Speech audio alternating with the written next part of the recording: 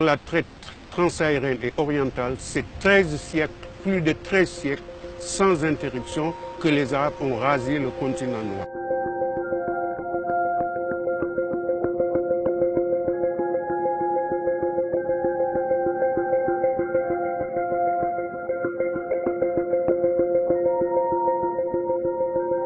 Il n'y a pas de degré dans l'horreur, ni de monopole de la souffrance ou de la cruauté.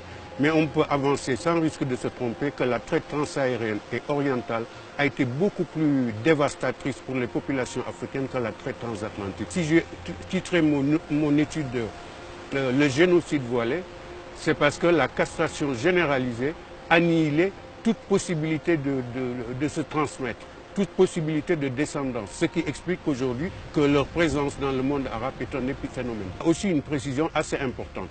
Quand je dis arabo-musulman, cela ne veut pas dire que j'essaie de réduire des peuples à leur religion ou à leur culture. Vous savez, vous avez aujourd'hui entre 400 et 500 millions de musulmans en Afrique.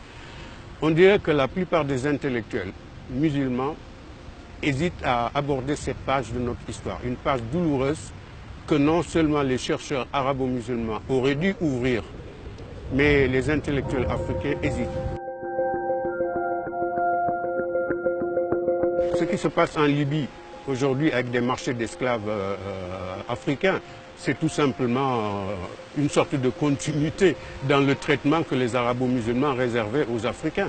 Puisqu'aujourd'hui encore de nos jours, on estime à 45 millions le nombre d'individus qui sont encore asservis.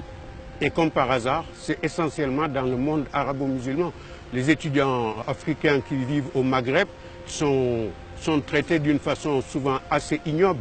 Des servantes africaines se voient confisquer leur passeport au Liban ou ailleurs.